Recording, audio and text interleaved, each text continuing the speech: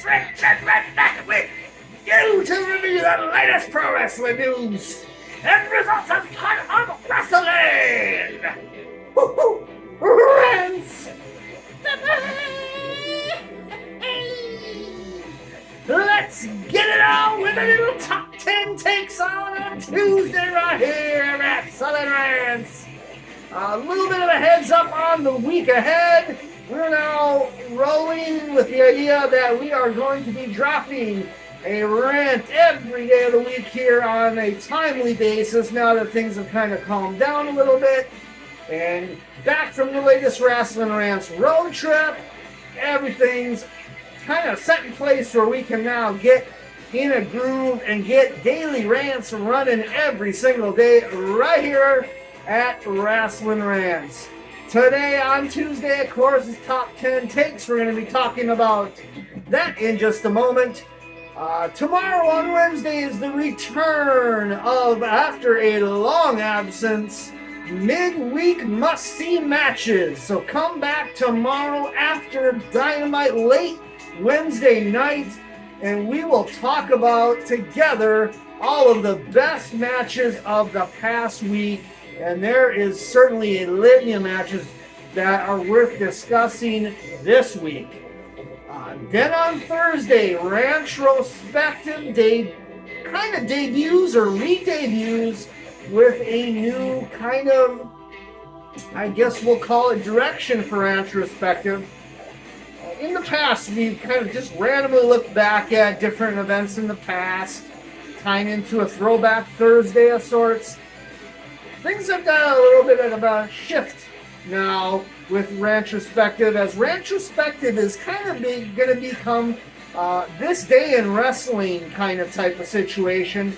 We're going to look back on everything in wrestling from June 8th this week. And particularly, we'll be probably talking about 2 or 3 major events of that day.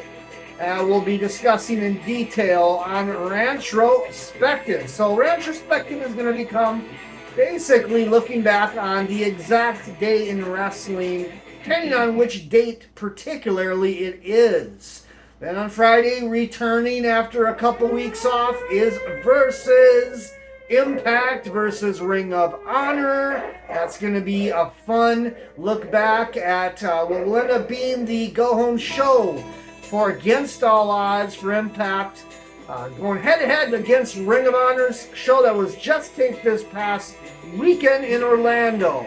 And then on the weekend, we have Laying the Rant Down, and we also will have a special mega rant on Impact's Against All Odds pay-per-view. That might come down late Friday night after the pay-per-view is done.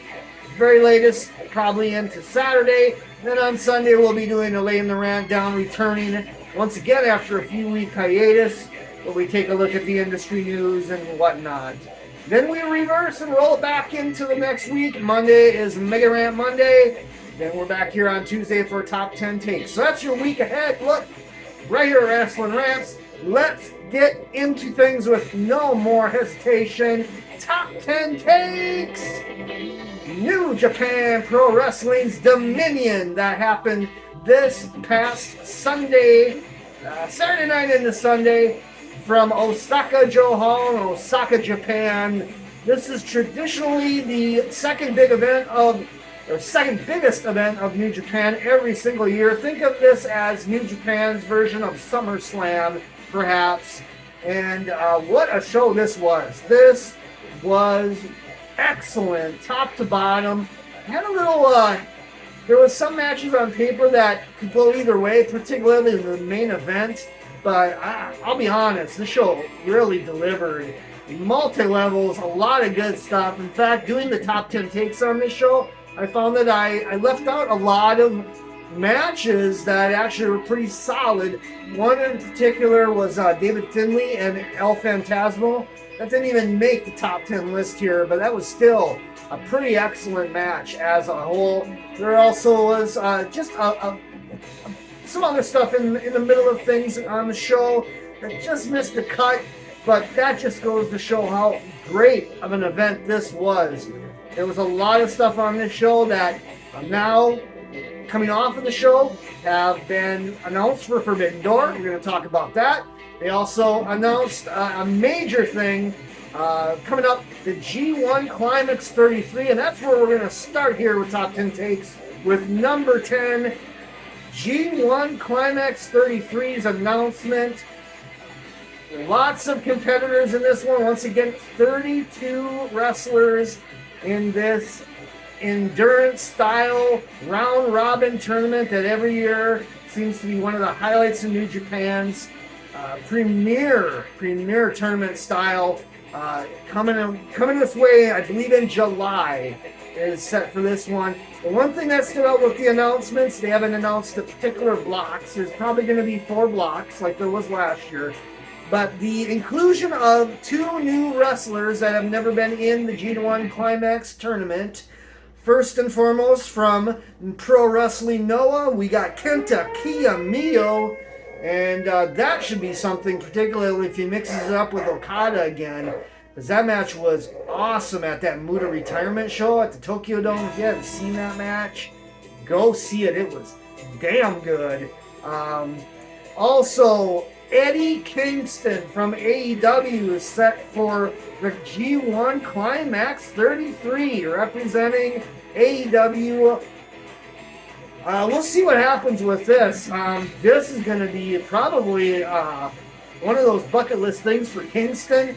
I'm a little concerned if he's going to be able to keep up with the pace of this tournament and everything. He's coming off of an injury. He's going to be coming right off of I believe, a hernia injury at this point. So we'll see where they go with it. But pretty big news coming from the G1 Climax announcement on the show that Kiyomiya and Eddie freaking Kingston are going to be in the G1 tournament this year. How about that? Number 9 of the top 10 takes. We had not one, but 2 different tag champions crowned, or should I say recrowned, on this show. The junior tag champions were once again the team of TJP and Francisco Akira, winning those tag championships back from the team that beat them. I believe it was, if I recall, was it at Wrestle Kingdom? I can't remember where it was exactly, but Kushida and Kevin Knight previously beat them. Akira and Perkins then won the title back at Dominion in quite a hotly contested match that was pretty solid. And so that's one of the new tag champs crown. The second tag champ crown at this show, Dominion, was Bishamon, Hiroki Goto, and Yoshihashi in a 3-way to the vacated, not just the vacated New Japan IWGP Tag Championships, but the New Japan Strong Tag Championships as well. So Goto and Yoshihashi are not one, but double champions in the tag ranks. So once again, this is, I believe, the second reign for Goto and Yoshihashi, the IWGP tag titles, and their first for the New Japan Strong titles.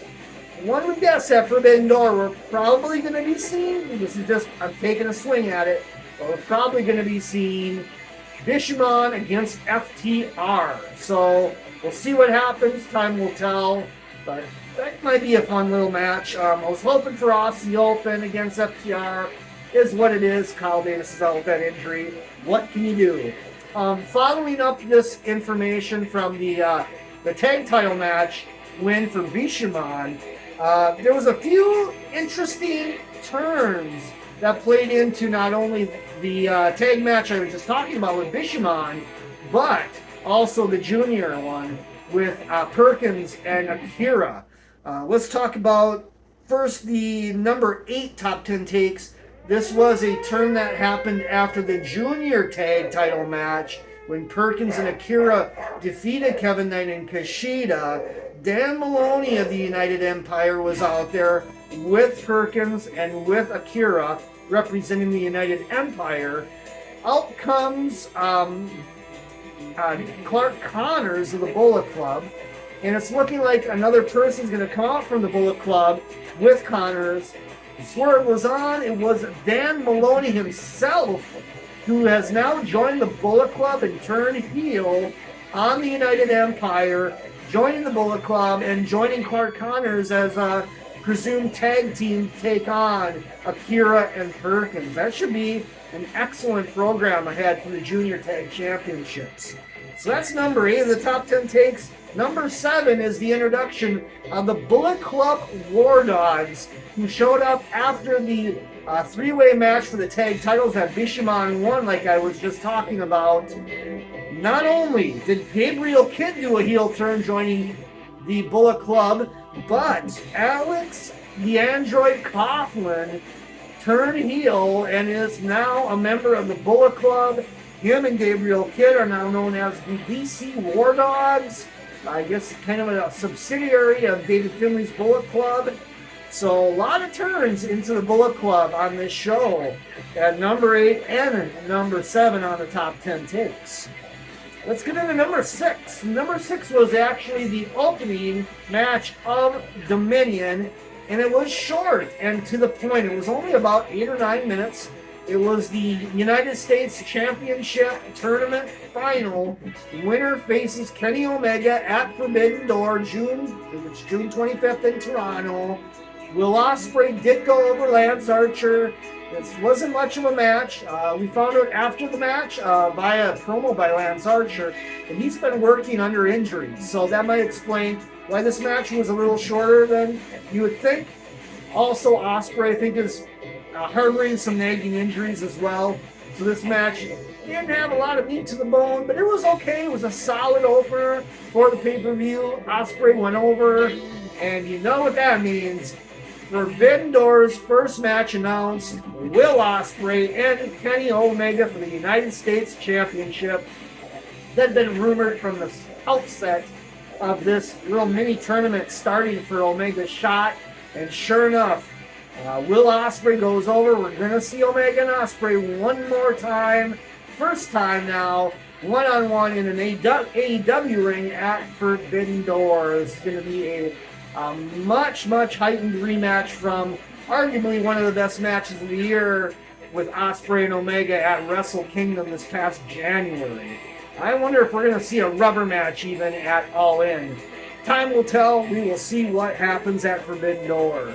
Number 5, the top 10 takes. The New Japan television title match at Dominion was an excellent but quick, under 10 minutes match between Zack Sabre Jr. and Jeff Cobb of the United Empire. Damn, this was fun match. These guys had another match prior. I think this one was better. I really loved the finish. I absolutely marked the fuck out at this finish. Jeff Cobb was going for the Tour of the Islands, and Zack Sabre Jr. got a crucifix pin off the Tour of the Islands. Just a smooth sequence and a finish. What a match this was. Great television title match. Zack Sabre Jr. is representing this championship to the nth degree, let me tell you. Another tremendous match we got to talk about is the IWGP Junior Heavyweight Championship match between Hiromu Takahashi and Master Wato at number 4 of the top 10 takes. As we know, Master Wato won the Super Juniors final, surprisingly, against Teton. I guess I didn't get to talk about this much since I was in Las Vegas when these shows happened, and we did see them in Vegas. Myself and my brother from another mother, Sin City Steve from the Vegas Bad Boys podcasting. We checked out all the Best of Super Junior semifinals and the finals, and I have to say, I turned the corner on Master Wato. He really looked good, particularly in that final match, the Best of Super Juniors against Teton. With that said, I thought perhaps Wato was going to win the championship here, but the story continues. Wato came so close, but yet did not defeat Hiromu Takahashi for the Junior Championship. So that chase continues for Master Wato, but this was a really excellent Junior Championship match at number 4. Let's talk about number 3, the big announcement after the 6-man, which we're going to talk about in just a moment. that Bryan Danielson, there was a video package with him on a mountain, and really well done. He finally has showed up officially in New Japan on some level, but all roads lead to Forbidden Door, where we're going to see Danielson laying the challenge down on this show to one Kazuchika Okada. Oh my God, that is a dream match that is going to absolutely deliver at Forbidden Door. I am so excited for that match already. The promo by Danielson was pretty strong. I thought the whole video package was presented well. Okada cut a promo after that video package challenge and accepted the challenge from Bryan Danielson. Forbidden Door has gotten off to a magnetic start with two awesome matches already set for this card. It's just going to be awesome. I can't wait. Let's talk about number 2. This was the technically main event of the show for the IWGP World Heavyweight Championship. Sanada against Yoshihashi. Wow. Call me surprised. I did not expect this match to deliver like it did. I was questioning it going into it. I did not expect Yoshihashi to deliver like he did, frankly. Sanada carried his weight as well with the selling. He did a great job with selling. There was great sequences. Right in the beginning of the match, it started off really hard and heavy with some great stuff. Just an excellent pace to the match. Great near falls. Yoshihashi, man, I did not remember his work rate being like this when he was a young lion and moving up in the dojo ranks and stuff. This was like a completely different wrestler. He had charisma. He had a poise in the ring that was different. Just much more athletic. It was just unbelievable. So the sky's the limit with Yoshihashi. And there was even some conjecture in the internet wrestling community that they thought maybe Suji should have even beat Sanada and became the new World Heavyweight Champion. I think that's kind of a stretch. I think give this guy, some time at least to get to that point. But for a first shot out, this was a home run for Yoshihashi. So I'm very intrigued to see where they go from now on with this guy. He looked great in here with Sanada, that's for sure. The crowd seemed to even want to see Yoshihashi be that world champion for New Japan Pro Wrestling. Unbelievable. So, that leaves us number 1, and breaking things down, you probably know what number 1 is. Number 1 was the 6-man, never openweight 6-man championship match that ended up being second from the top. This was a 6-man with Ishii, Okada, and Tanahashi against Jon Moxley coming in back into Japan. We also had Claudio Castagnoli coming in for the first time into the New Japan match in AEW, in his AEW run. And then we also had Shota Umino, the shooter, who looked once again great in this match. Man, this one was fantastic. A little background on the match, a little information, a little trivia bit. Claudio almost did not make it to this match. He was having a lot of flight issues, and it was cut and dry to the point where they had to even move the match positioning. It was actually third from the top. They moved the Master Wato and Hiromu match. They flipped that with the 6-man to give it a little more time for Claudio to get to the arena. Wow, I guess he came into the arena with about 20-25 minutes before their match went on. So presumably, basically, as he showed up to the arena, the Hiromu and Wato match was kind of happening. And right after that was going to be the 6-man. So with that said, he looked fantastic in this match. Just a really close call that this match wouldn't have happened. I don't know what they would have done if Claudio hadn't made it. They would have had to put somebody else in there, obviously. But boy, this match was so fun. Brawling was excellent all over the ring. The exchanges with Umino once again with Okada. Man, I want to see a one-on-one with those two sometime. Even Umino and Tanahashi exchanges was something else. The Ishii stuff with particularly Moxley was absolutely wild. I wonder if that's set for Forbidden Door, and if it is, sign me the fuck up on that match, because the stuff they had in this match was unreal. There was a particular spot with a headbutt that Ishii just launched into Moxley that straight up busted him open. It looked hard way. You know Moxley, he's bleeding at just about every turn. Headbutt hit, and he was gushing. But this match just hit all kinds of tones. Okada finally did get the win with a pin on Umino, I believe it was. But boy, the electricity in this match was great. The work was awesome. The intensity was there. Just a fantastic six-man never open weight championship match. Probably, quite frankly, the best never open weight six-man match I've ever freaking seen, folks. And that just about covers it for Dominion's top 10 takes. This was an excellent show. Check it out if you haven't had a chance. Really top to bottom, a solid show that felt like the second biggest New Japan show of the year for sure. And all roads lead to Forbidden Door. I can't wait. I'm really looking forward to it. I was at Forbidden Door last year in Chicago. It was one of the best shows I've been to live ever, frankly. I thought the in-ring work was excellent.